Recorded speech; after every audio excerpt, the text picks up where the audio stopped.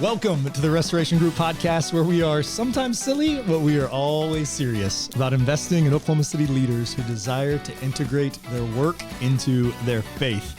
I'm your host, Clay Steves. Today, I'm joined by my co-host, Aaron Scott, and our dear friend, Tracy Zserdin. The S is silent. We are not going to say it. Tracy has been described as a firecracker full of love. She loves to help women of all ages see themselves in their true identity as God's chosen daughter. Over the years, Tracy has served many individuals through organizations such as the Guthrie Chamber of Commerce, Made Possible by the Conversations Around Good podcast, and Cultivate, which I know we are going to talk about today. I am personally excited for this convo. Tracy, thanks for being here. Thanks for having me. Of course. Okay, so let's start in that space. Tell us about Cultivate and your role in the organization, how you come there. Give us a little story there. Yeah, so I'm an entrepreneur and I partner in a technology company. Was not looking for anything else by any means, and one of the founders of Cultivate was actually having coffee with my husband and saying, we're looking for somebody for this role. We need a leader to come in. And my husband said, well, tell me about the role, and gave him some of the duties. And he said, well, Tracy can do that. And Lance Humphreys was like, Tracy can do that. And so they brought it to me. Like I said, I wasn't looking for anything, but oh my gosh, yes, 1,000 times yes. When God is moving in a city, sign me up. I want to be a part of that. So there's no way I could say no to it. Okay, so what year is that? What year are we talking about when you joined Cultivate? 2021. 2021. 2021. Okay, so we were in post-pandemic world. I mean, we're in pandemic world. Yes. Not long after that. Yes.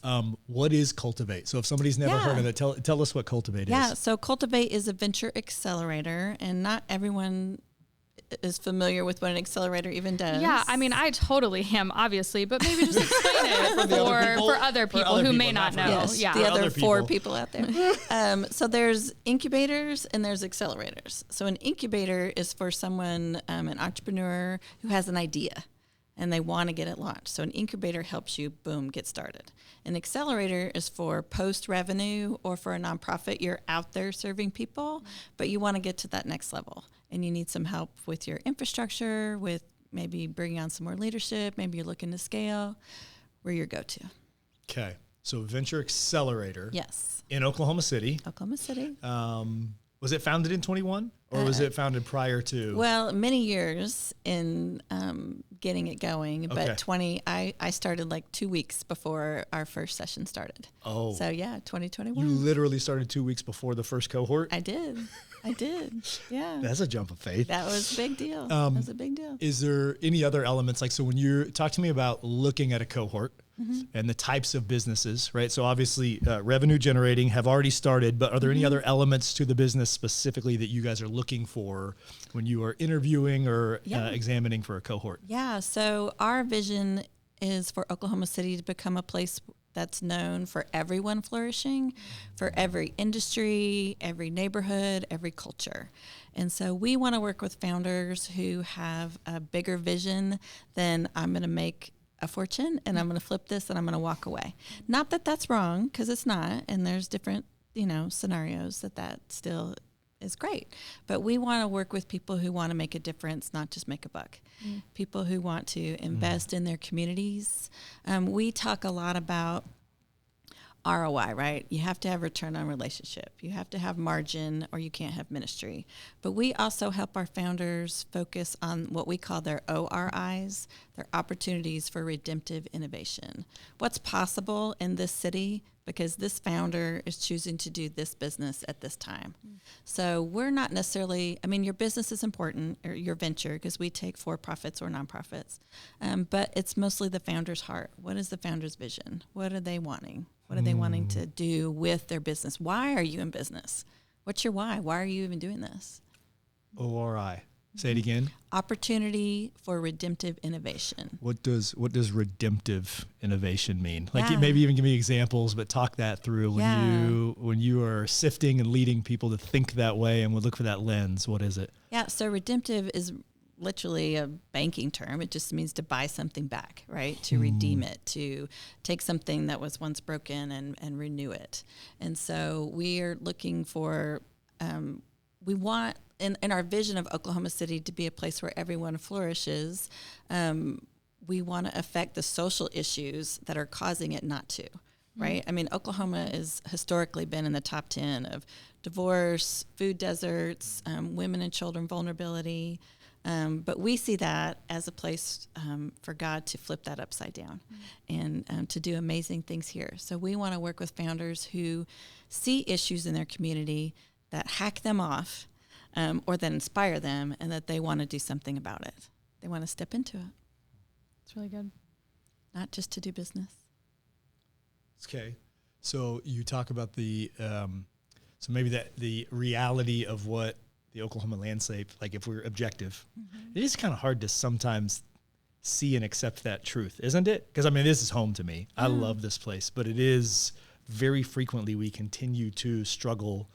And it's not about comparison, but I think there is an objectivity to we continue to struggle in a lot of those areas about caring for marginalized, caring for many people well. Flash forward, jump forward 10 years. What does Oklahoma City look like when this opportunities for redemptive innovation, when these businesses, more and more of them have this lens, more of them are empowered, more of them are thriving, they've got margin, all these pieces that you're talking about. What's the new reality? Like paint the picture for what Oklahoma City and Oklahoma looks like when that becomes more real. And again, it's journey, not destination. You're never there. But like fast forward a little bit, 10 years, what's it look like? Yeah, it's a process. So we define redemptive entrepreneurship as love and organizational action following a pattern of creative restoration through sacrifice. You're going to have to say that all again. One more time. Give it to me again. That was too good. It's a good one. It's a good one. Okay. So it's love and organizational action following a pattern of creative restoration through sacrifice in our life and work. And as a redemptive leader, this is going to affect the way you lead your team. It's going to affect the way that you strategize. It's going to affect your operations. It's going to affect every aspect of that. And so far, we've had 4 cohorts. We've had 44 ventures. And inside those 44 ventures, there's 1,000+ employees that are out there that are we're working in these redemptive ventures, right? So they, every day, we spend a ton of time at work. We spend a lot of time at work. Yes, we do. But they get to work in environments where they're respected, their time is valued, where their employer doesn't see them as a cog in a wheel, as replaceable. They see them as a person. They value their time. They know their families. They're choosing to invest in them. They're just choosing to put that love into action every day.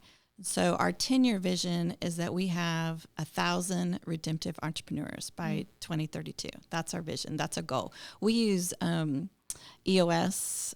Traction model? Yes, we use the traction model. So we track these things. We have actual metrics.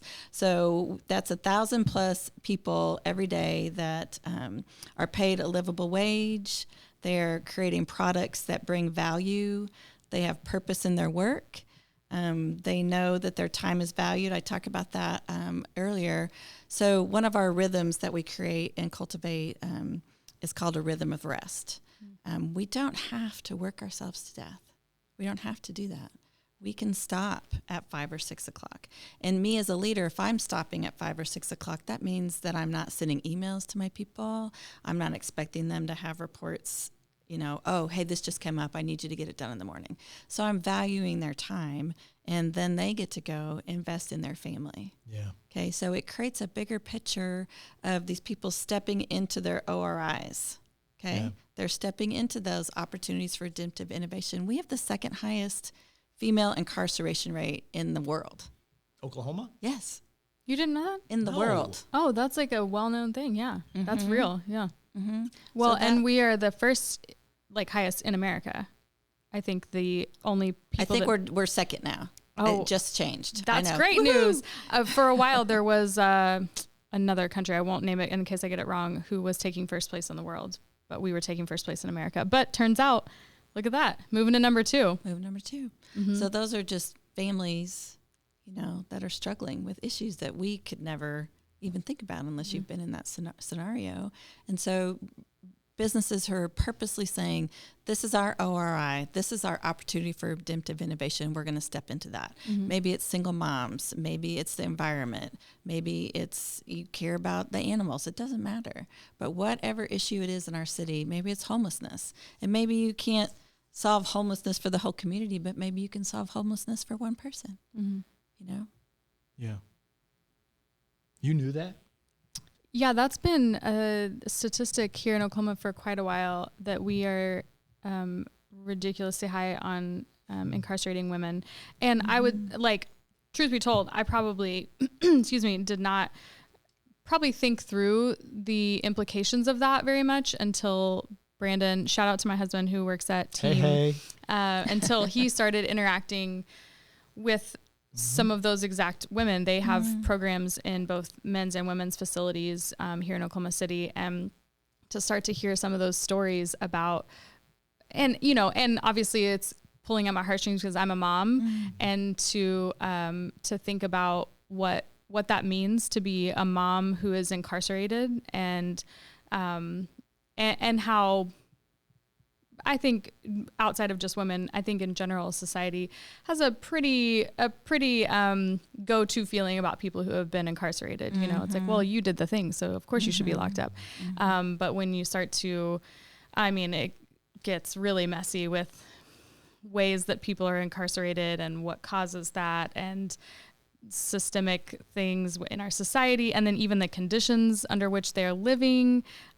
Recently, one of the only community level incarceration locations in Oklahoma City was shut down. And all of those women so community levels, like the closest to you could have started at maximum level because of whatever your crime was, but you've over time and good behavior, things like that, you've worked your way up. And so this is probably the last year or so of your sentencing. Community level, it's lighter security. Anyway, it was shut down, and the conditions were it was in the last winter. They didn't have heat. A lot of their rooms don't have windows. They don't see the sunshine, things like that. And then they shut it down with no notice and moved all of them to a higher level security, which means now people who had regular ability to talk to their family, or some of them even had jobs where they were able to, where they had jobs that they had been working, that whenever it's kind of like you've worked out with the employer, okay, whenever I get out, I'm going to continue to work here, because while they're incarcerated, they're not actually acquiring a paycheck, but there's the promise of a paycheck on the other end, which is a huge deal of security. And now they're not able to leave to go to work, to do jobs that they've been doing well. They're not able to see family. They're not able to, just because Oklahoma didn't take care of, and I know I don't know all the ins and outs, and I'm probably calling out a lot of legislation and stuff right now, but because we didn't take care of some of the most vulnerable people, some of the most marginalized people, and the facility that housed them, it just got shut down, and now they got moved somewhere higher security and lost all of this stuff to no fault of their own, Anyway, I could go on a long tangent here, but it's been really enlightening to me to think about moms. One of our past podcast guest, whose episode just released last week.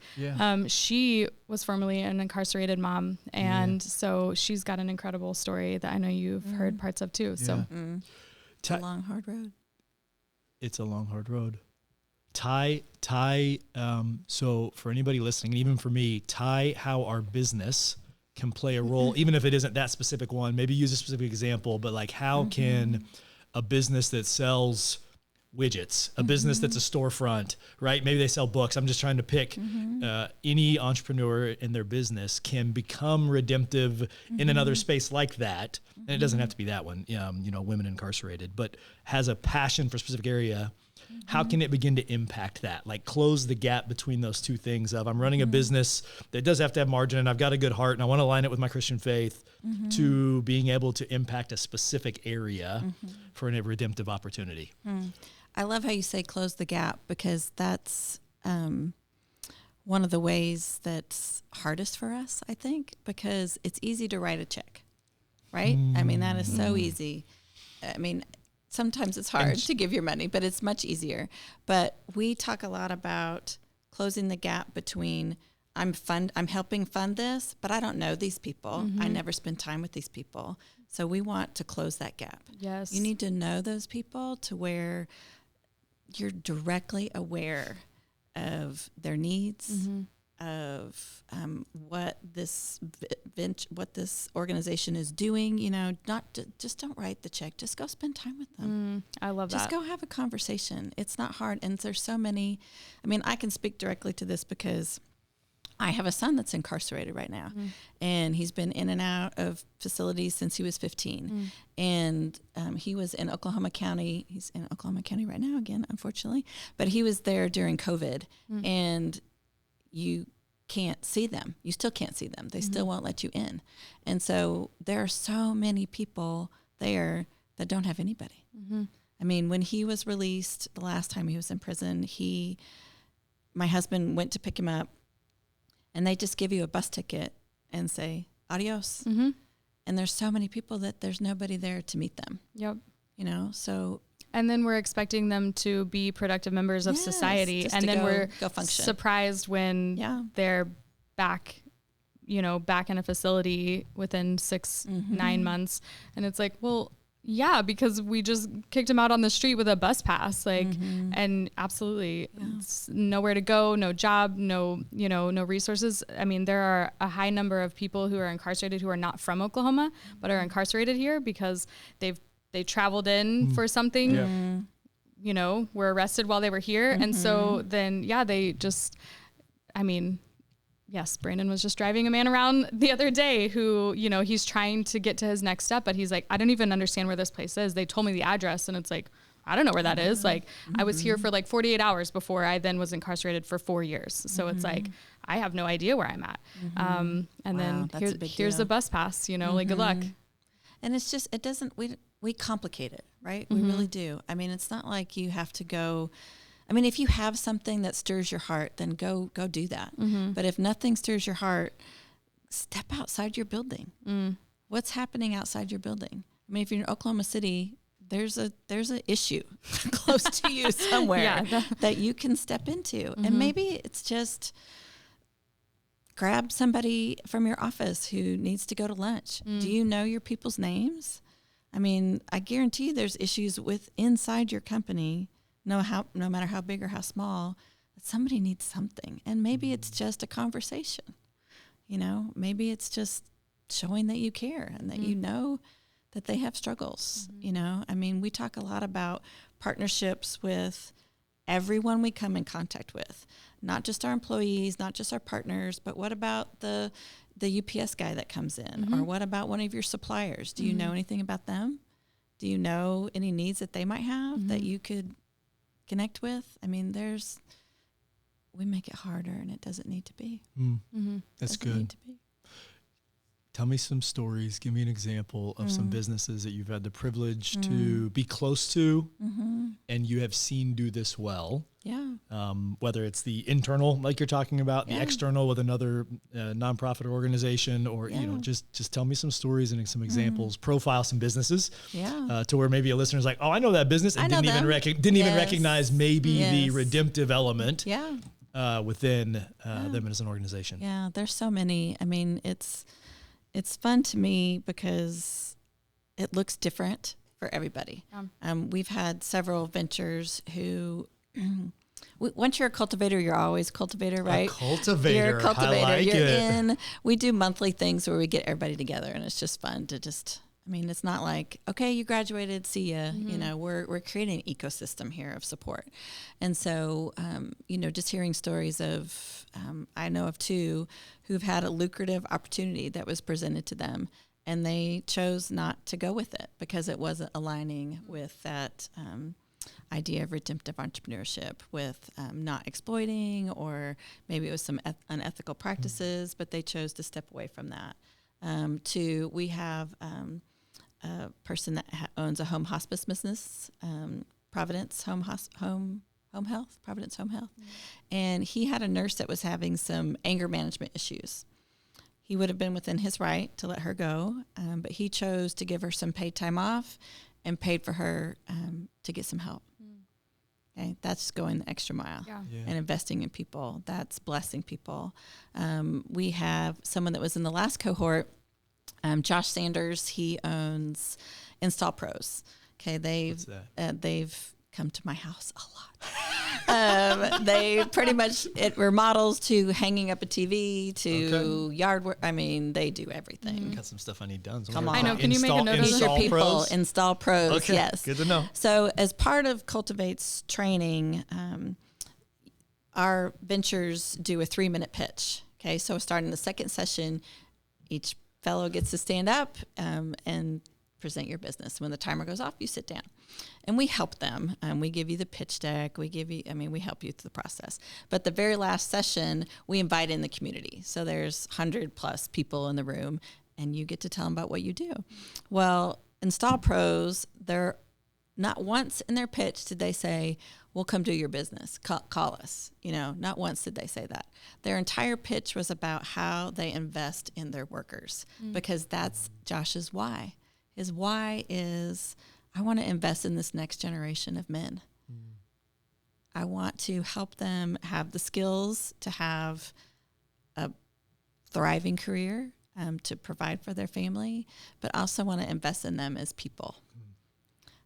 Talking about incarceration in your cohort, not everybody knows. You guys are in our next cohort 5. Come on. Rise cultivators. Cultivators. Not yet. Very soon. Very soon. I didn't realize it was number 5, and my mind immediately went to like, what kind of puns are there? What T-shirts should we be Cinco. making? I mean, Cinco de Mayo. That's right. Yeah. You got it Should all. there be? You got it all. I have a lot of ideas. Yeah. Great. Cohort 1 are the OGs. That's fair. That's good. Yeah, They gotta should go be. with that. They should be. But they're not as good as the Cincos, so that's Not okay. Cincos. There you That's go. all right. There you go. We need to actually go through it before we start saying Yeah, them. touche. Cross-raffle. There you go. All They could right, still kick all us out. We right. haven't started. Yes. But one of your fellows is a woman named Christy Luther, and she had been formerly incarcerated, and she works at Mabel Bassett with Rise Ministries, and they are oh my gosh. I don't know him. Do you know him? Rise? Through Brandon, yes, because he works at Mabel. They partner with Mabel Bassett a lot. Yes, Mhm. So they have a cosmetology school there. Yes, he was So just they talking teach about that. these Mhm. women these skills. They have That's a awesome. halfway house when they come out. They have a job, and so they're earning money. They have a skill. They get to go on and provide for their families. Yeah. Very cool. So there's many, many different ways. I mean, there's everybody knows Not Your Average Joe's coffee shops. I love them. Tim Herbel's doing. It's just he'd be great to have on your podcast, but he talks really fast. So you'd have to slow him down a little bit, Kyle. But they employ adults with special needs because once you get out of high school, there's not anything for them to do. So as he says, they sit on the couch and eat Doritos and watch TV. And that's not healthy. No. That's not healthy for them. Yeah. So they work alongside their neurotypical peers. They're not just in the back, they're out front. And they have excellent coffee, excellent pastries, and they're providing a service. And they get calls every single week. Please start this in my state. Please start this. I mean, all over the country, they get requests to do that. So that's their ORI, is to helping those adults with special needs have a purpose, have employment, and to be out there in the world. I could keep going. Give me one more. There's tons of Keep them. going. Oh my We goodness. love profiling businesses. We love investing in Oklahoma City Yes, businesses that want to integrate I their know work that into their you do. faith. I So know for that you us, do. like you're just telling Yes. stories of encouragement, even for Yeah. us internally at our business. So Kyle Bagley started an app called Carrot, and it is an employee incentivation. Am I saying that right? Yeah. App to We know what you where, mean. thank you. Yeah. I'm not good with the words. America. America. English. Yeah. To where for frontline workers or restaurant workers, they don't really get bonuses, they don't get the things. And so they don't stick around for very long. Their turnover is ridiculous, like ridiculous. Some of the numbers he's told me, I'm like, how is that even possible? You're replacing every one of your employees like every 3 months. So this employer downloads this app, and he'll say, okay, if you show up on time, if your uniform is clean, all these things, you get these points. And at the end of the month, I'm going to raffle off, and they get to choose what it is. If it's a bunch of moms, we get a pack of diapers or a month's supply of diapers, or, we get all these things. Well, Lieutenant Governor's loving him right now because now he's the Secretary of Workforce. So he's all over that. But Kyle is helping these frontline workers be seen as important and not just interchangeable. Just the very basis of his app, what he's doing, they're not, because, restaurant workers, they're seen as a cog in a wheel that just pop them out, put the next person in. Now we're going to invest in these people because they have value. That's good. We were just talking about restaurant workers this weekend, about little ways to just like value them, and how you talk to them and pre-bussing your table, like, things like that. Because I was once a restaurant worker, and my guess is that the wage has not changed that much since I was in high school and college when I made. That was just a couple years ago. Just a few years ago, so it probably hasn't changed because it was just a few. From when I made $2.13 an hour, because they're like, well, but you make tips too, and it's like, but not always. And also I have to make a lot of tips to to average that out, especially, Italian restaurants, they're super busy on like Monday nights. I'm making so much money here, people. And sometimes, there are shifts where you end up losing money. It is costing you money to be there. And it's, and that was me as a high school or college age student, but to think about trying to provide for a family or pay a mortgage or whatever, or keep my lights on with $2.13 an hour. Again, I hope it's up from that. I don't know, but it's restaurant workers are, but you're right. It can be easy to feel like we can just teach someone else how to do this tomorrow. It's not a big deal, but those are people. Those are humans with lives and stories and important things happening. And they're just trying to make it. You've had 4 cohorts of businesses through Cultivate, right? You said the number of businesses. How many leaders has it been? How many 44. businesses? Ventures, because it's nonprofit. Ventures. 44 ventures. No, excuse me, 44 fellows. Okay. Thank you. Tell me, let's talk about the traps or the pitfalls that you've seen because again, I think the sincerity of the hearts of these leaders is the redemptive nature, right? Redemptive entrepreneurship. That's why they're there. They're wanting to learn from each other. They're wanting to figure out how to apply this. Yet there are challenges in business, on the redemption side, on the business, all the above.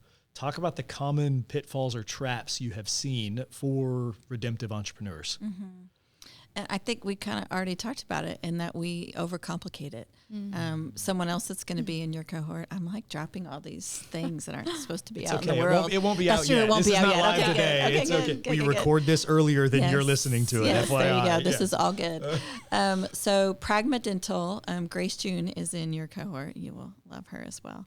And so the first time I was meeting with her, she was just telling me about some things that she's done, and I started talking about her ORI. What do you think? What's your opportunity for redemptive innovation? She's like, I don't know. I was like, you already have it. You just told me about it. She started a dental school for people who can't afford it. Come on. It's called Made in Oklahoma. Made in Oklahoma is what she calls it. But she already did it. And she was like, no, that's not enough. I'm like, that's totally enough. That's okay. It's okay. But just that mentality of either one, I don't think I'm doing, I don't know what to do. So you freeze and don't do anything. Yeah. Or what you think it's not enough. And maybe the Lord is telling you, maybe you need to go do more. But I think we just, we're like hamsters on a wheel sometimes. We just overcomplicate things and spin it up and just shut up and go do something. We should end the episode right there. Just Write shut that up down. and go Just do shut up and go something, do man. something. Stop. I mean, that's awesome. easy For me. I'm a doer, so it's easy for me to say that. So, but I think it's really wise in that we don't have to overcomplicate it. And even back to what you said earlier of the businesses and things like that. Great. But just in our everyday lives, we don't have to overcomplicate it. Like you said, a coworker looks like they're having a bad day. You bring them a coffee. Like someone at the gas station, is clearly like in need, you fill up their gas tank. I mean, like it doesn't have to be buying people things, but leaving a note, sending a text, whatever that looks like. Yesterday, Hetty talked about appreciating teachers. Like it's back to school time. Like if you have kids in school or you know a teacher, like just texting them in the morning to encourage them on their day and the impact that they're making. Like you said, we don't have to complicate it. Just make it simple. Just go do it. Just shut up and go do Just something. Go do it. That's why we say creative restoration through sacrifice. Be creative about it. You know, it doesn't always have to look the same, and it doesn't have to look like what your neighbor is doing or the guy you go to church with is doing. It's what does it look like for you? So just to go do it. Creative restoration through sacrifice. In our life and work. In our life and work. And if you take that to heart and into your venture as a leader, it's going to change the way you lead your people. It's going to change the way you operate. It's going to change the way you strategize. Yeah. How have you coached, how have you influenced leaders when the heart may be right, but the business is really struggling? So in other words, maybe the redemptive side is where a business is nailing it, getting it over and over again, has the right heart, has the right posture, whatever their ethos or space is, but yet the margin isn't there. The business itself is, I don't know, we could say struggling or flat or down and to the right. Like, how do you lead through that? What counsel do you give them? What does that look like for you? Well, and we're an accelerator, so we're going to address those business issues. We don't just talk about the redemptive side, although that is a lot about what we talk about. But every one of our sessions, so we go for 9 months. We start in September, we go through May. Wait, it's 9 months? Is that what we signed up for? You signed up for 9 months, whether you know that or not. You're I'm in. joking. You're in. I know. You signed the dot. No, I'm just joking. I did sign the dotted line, actually. You did. You're in. But each one of our sessions, we bring in subject matter experts on whatever topic we're talking about. And so our fellows get to hear from them in a panel setting. They get to ask them questions, but then they also get one-on-one time with them. So before each session, we send out to our fellows, this is a list of mentors that are coming. We're going to talk about banking today. We're going to talk about finances. We're going to talk about marketing. We're going to talk about infrastructure. I mean, whatever session. You have 9 of them, so there's a focus on each of them. And we send them those mentors. They look at their bios and they say, oh my gosh, this is who I want to talk to. And we're not talking, I mean, we have some great people. We have 100 plus mentors. Some of them are national, some of them are local, but we've got the Gary Brooks, we've got David Green, we've got Elizabeth Pollard. I mean, it's not just Joe Schmo, right? We're bringing in people who have experience, expertise. So they get to look at the list. I say, this is who I want to meet with. And then the fellow sends 3 questions that they want answered. So we send that to our mentors. So our mentors know who they are, what their venture is, and what they need. So in that time, they can, boom, jump straight into get down to business. And then if they didn't get to meet with somebody or they really connected with somebody, they also get their information. So we hear all the time, oh, I met with so-and-so, we grabbed lunch, and they helped me dive deeper into this. So we are going to address the business issues because you don't have margin, you don't have ministry. I love that phrase. Okay, let's go. You good if we go personal? Go. We kind of already did. Sorry, we went that direction early. I think it's all integrated and all goes together. But like take me back and maybe even some more of your personal journey that influences your lens, your why, as to why you care about this. Why, with 2 weeks notice, you jumped at, did you say 2 weeks? It was 2 weeks before the first cohort, right? So I'm like, why on that short of a window, you're like, yes, this aligns for me. Talk some of your own story. Obviously you shared about your son and his journey that he is still on. But yeah, talk about your personal story and how it has influenced towards redemptive entrepreneurship for you as a leader. So I grew up in a home where we didn't go to church. I grew up in Boulder, Colorado, so things are a little bit different in Boulder than they are here. But I came to Christ in high school, and I was one of those overnight changes. Like I had a teacher stop me in the hall. I was like, what is up with you? For real? For real. Yeah, just complete night and day scenario. And I just, like I said, if Jesus is doing something, I want in on that. Come on.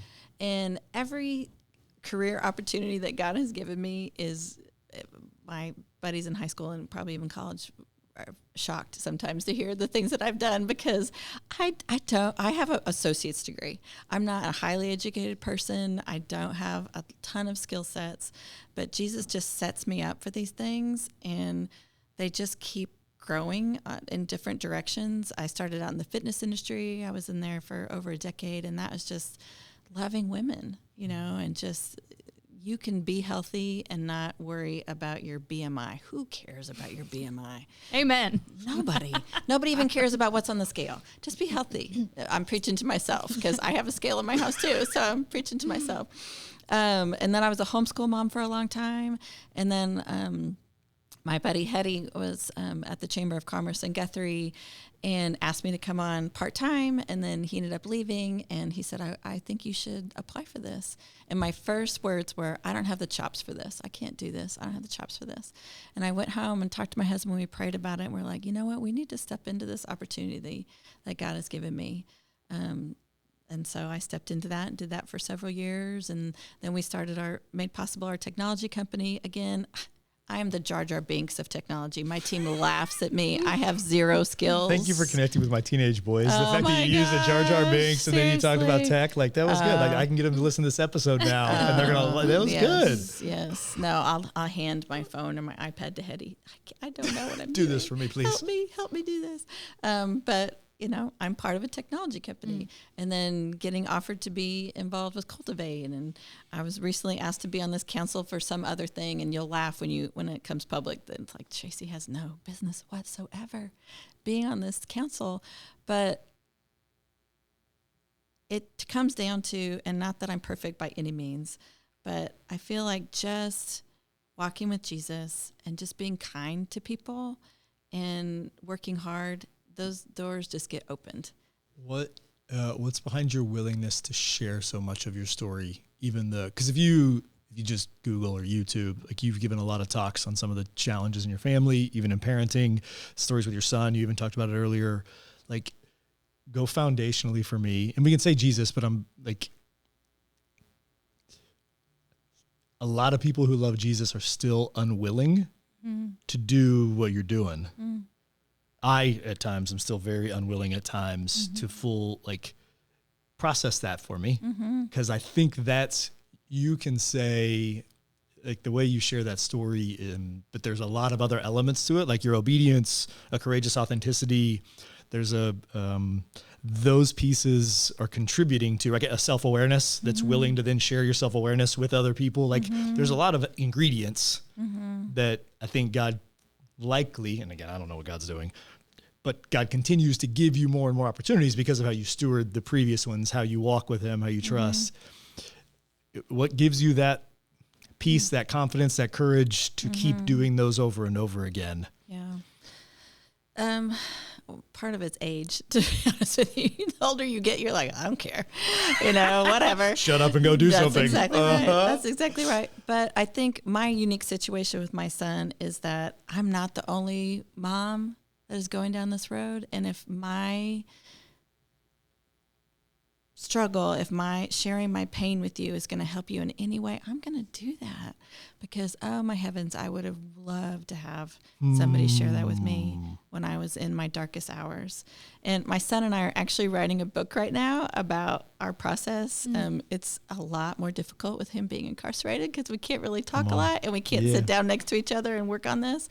But I keep trying to get away from that. I've been trying to get away from that for years, and God just keeps putting it right back in front of my face and just saying, these moms need to know that the only way I survived it was because of Jesus. And so you said don't go back to Jesus, but I mean, not that we don't want to go back to Jesus. I know what you're saying. I know what you're saying, but sometimes when we just give Jesus answer, people don't know how to connect with it.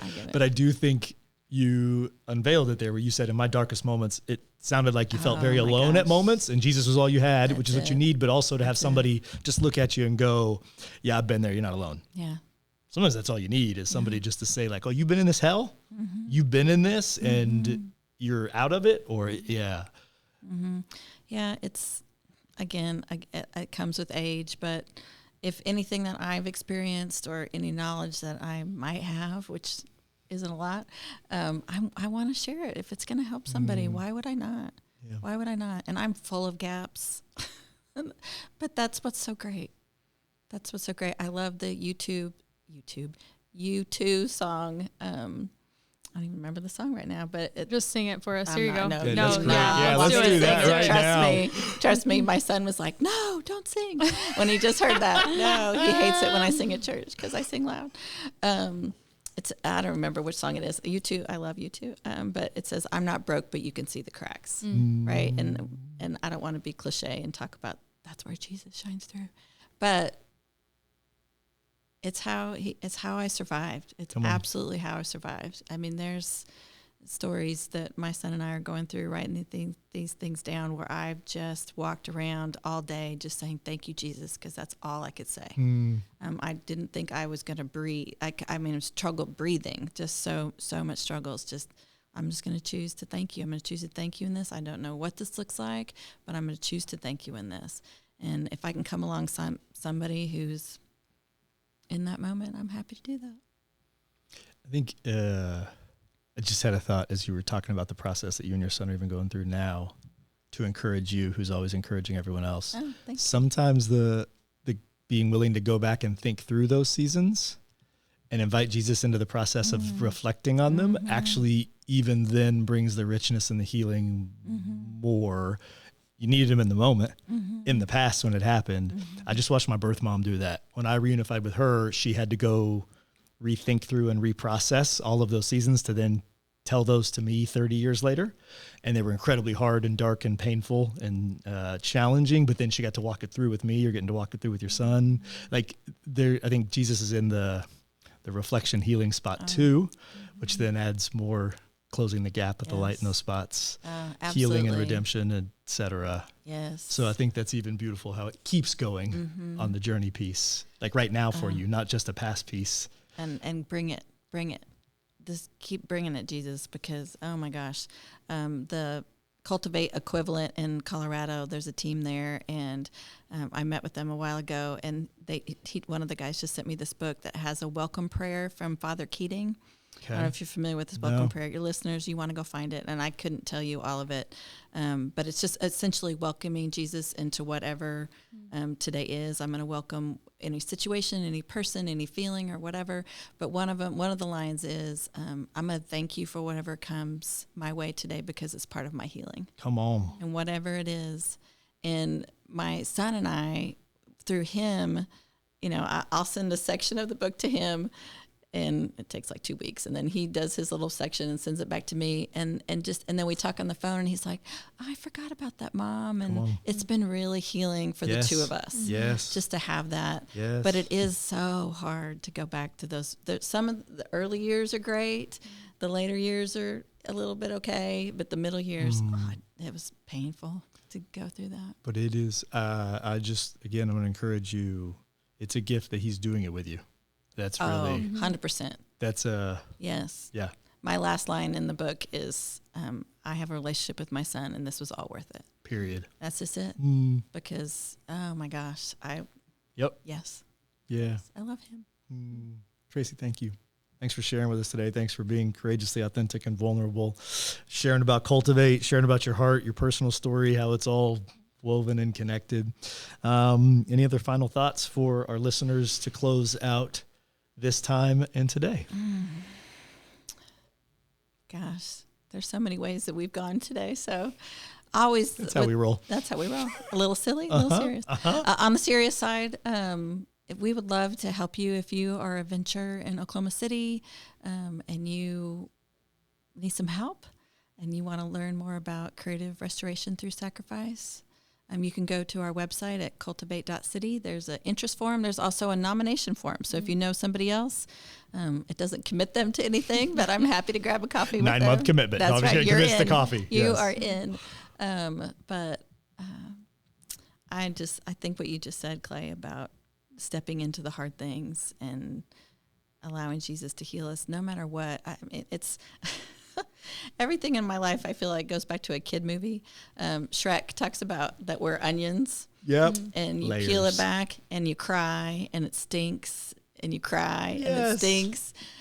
But do the work. Do the work. And it never stops. It doesn't. And I'm thankful that it never stops.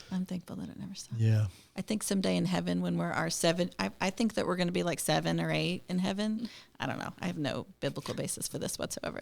But he says children, we're children. I think we're going to run around and just be like, I worried about so many stupid things. It just doesn't matter.